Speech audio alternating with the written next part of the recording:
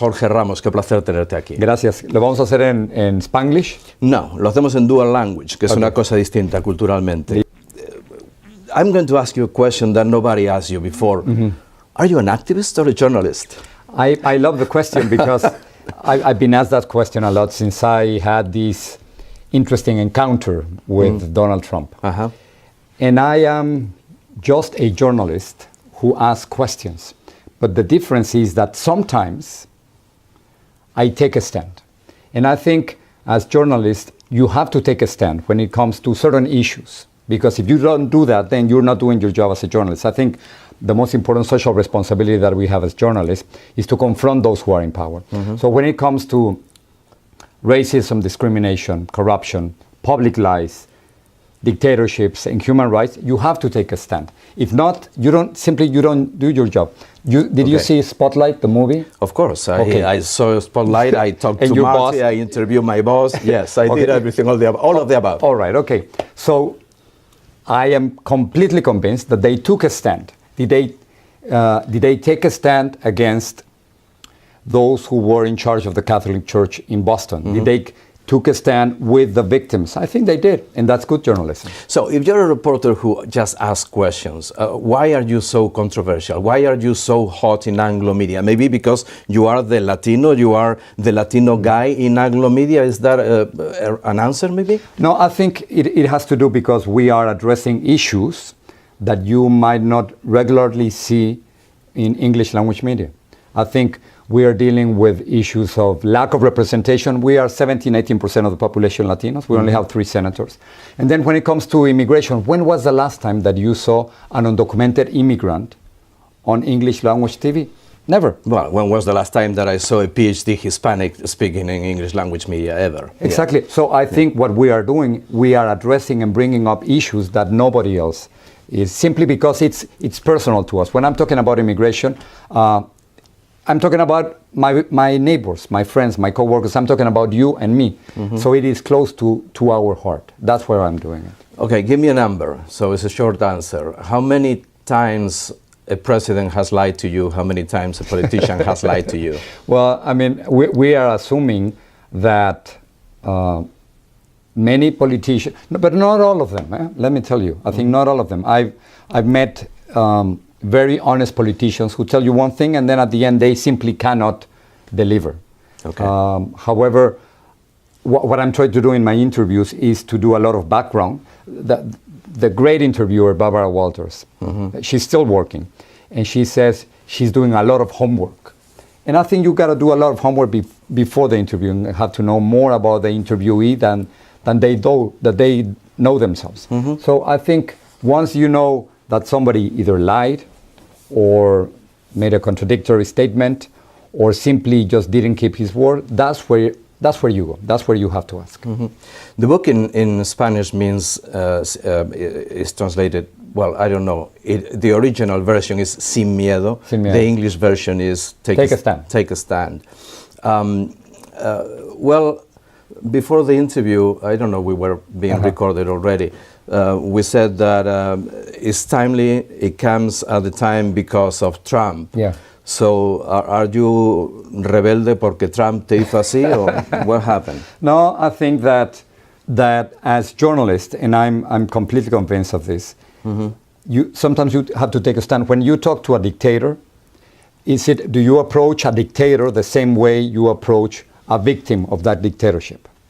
You do completely different interviews. Yes. And then when Donald Trump said that Mexican immigrants were rapists, criminals, and drug traffickers, I knew he was wrong.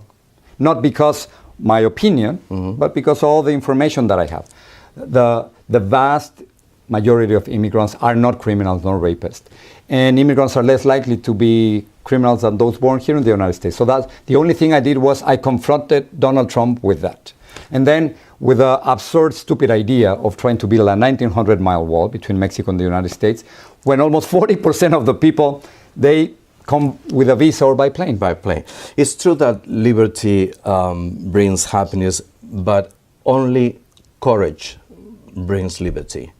So tell me about the courage of your rebels here in the book. What are the lessons of the book? What have you learned writing this book? I think what I've learned is that everybody has a fear. That the people who really changed this world, they had their fears, their doubts, and then they were able to recognize that. They conquered their fears, and then they changed the world. My real heroes are, for instance, the dreamers. The dreamers, when they started the movement in 2010, 4 of them, I don't know if you remember, they walked all the way from Miami to Washington. Right. 4 of them. Yeah. 4 kids. They were going to be deported, arrested, and they were going to be sent to a country they don't know. And they are the ones who taught me that the first step is to lose the fear.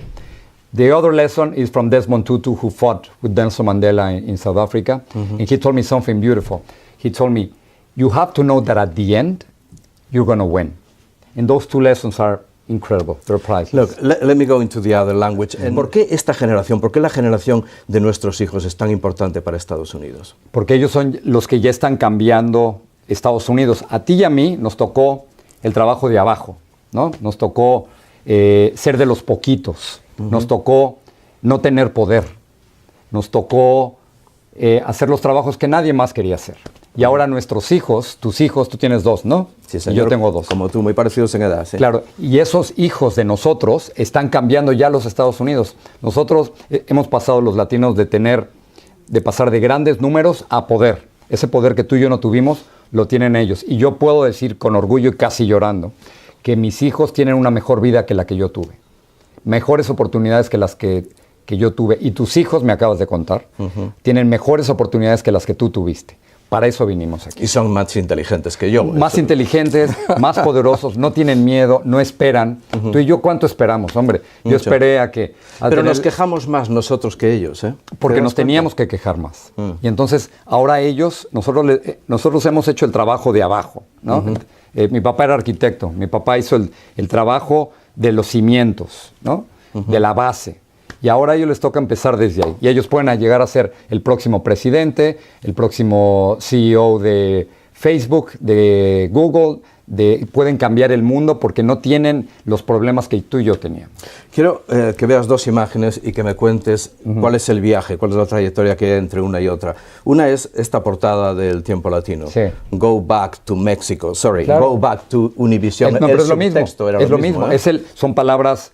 Code word, les dicen en inglés, serán palabras código que significan otra cosa. Ese fue el grito, para quien no lo recuerde, el grito de Donald Trump a Jorge Ramos. ¿Y qué me dijo después?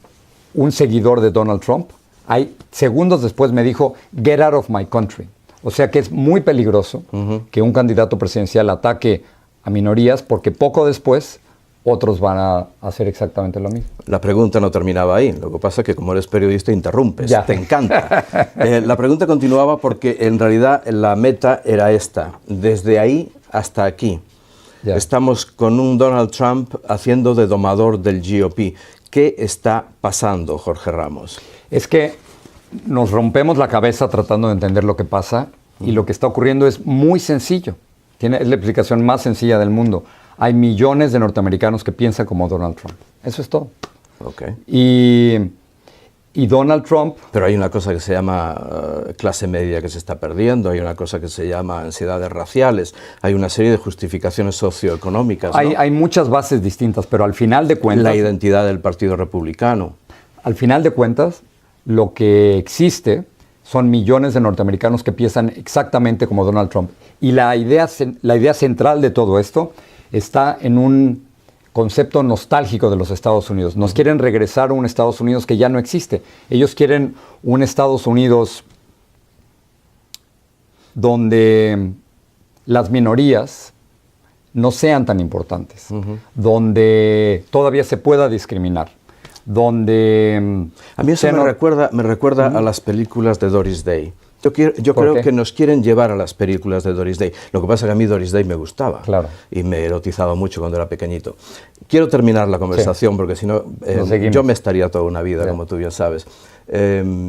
Simplemente preguntándote algo que me obsesiona porque estoy metido en eso en otro nivel, pero de una manera semejante. ¿Cómo vives tu esquizofrenia lingüística, tu dual language, dual culture, el hombre de Univisión, the man of fusion. ¿Cómo lo estás viviendo? Lo vivo con mucho estrés, porque tengo que saltar de un lenguaje a otro. En español me siento seguro y puedo hablar contigo horas y horas. En inglés tengo que pararme y pensar.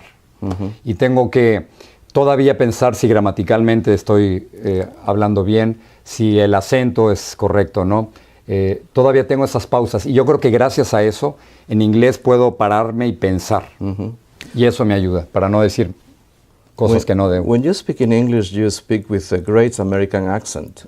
I speak with a Latino accent, with a Mexican accent. Which is an American accent, damn it. It's an American accent. Thank you very much. Yeah, because I think the beautiful thing about accents is that it tells you where you come from. And when I talk and when you talk, we are saying, yes, we are Americans. However, we came from somewhere else. ¿No? Jorge Ramos, qué placer tenerte aquí. Muchas gracias por esta conversación y seguiremos porque yo te sigo. Gracias, y yo te sigo a ti. Y como nos seguimos, nos queremos. Un placer. Gracias. Chao.